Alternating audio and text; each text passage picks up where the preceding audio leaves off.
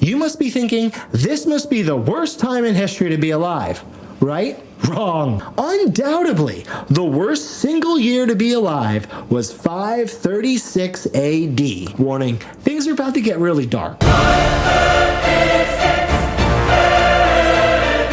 Early in the year 536, a volcano erupts, most likely in Iceland. This explosion, which would have been the equivalent in power of thousands of nuclear bombs, propelled ash and dust into the atmosphere, plunging Europe and Asia into 24-hour darkness. Before light bulbs, before even gas lamps, humanity entered a solid decade without true light from the sun. There was not even enough light to properly cast shadows at midday. Byzantine historian Procopius wrote of this period saying, "For the sun gave forth its light without brightness, like the moon," which meant at night the moon itself and the stars were not visible at all. Day was as black as night, and night was as black as, well, black.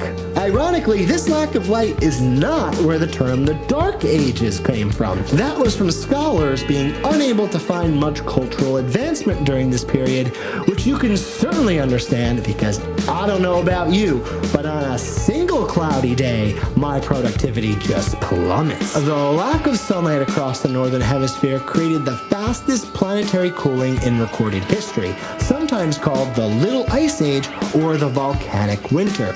Overall temperatures fell by up to 4 to 5 degrees Fahrenheit. Now that might not seem that much, but without that heat from the sun to evaporate the oceans at the same level, there was far less rainfall, which led to droughts. Crops quickly began to fail epically, causing untold millions to starve to death. In China, snow was recorded to fall in the summer. Irish farmers chronicled a failure of bread, and in Rome, it was written that the seasons were all just jumbled together. Remember, there was no way for anyone to know why any of this was happening or when it would end, which, as you can imagine, was incredibly scary. And just as the air started to clear, a second volcanic eruption explosion followed in 540, most likely in North America, and then another somewhere in the Pacific. And the bad times just kept on a-coming. Thanks to the Roman Empire connecting the world more than ever before, and the perfect petri dish of awful conditions happening all over the place, the bubonic plague makes its first appearance in Europe in 541 AD, leading to what's called the Plague of Justinian, the first major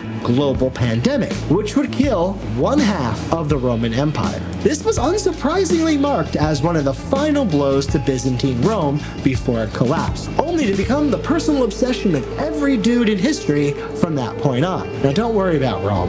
It had a pretty good run. The power vacuum left by the collapse of the infrastructure and traders to the Roman Empire kicked off the migration period. Pushed to their seasonal depression limits, countries across Europe and Asia experienced a rash of invasions and civil wars. People fled the cities, pushing humanity back towards a more feudal, farming-based system. The literacy rate fell to a dismal 1%, because why read when any of this is happening? This was such a bleak time that much of the darker folklore of Europe probably had some kind of root in this period. The historic King Arthur, if there was one, most likely died in a battle in 537 to claim more food for his starving people. The dismal events of the story of Beowulf, where a monster drags off and eats people in a village for 12 years, happened during this time. Some have even theorized that the Vikings' entire idea of Ragnarok, their belief of what would happen at the end of the world, was inspired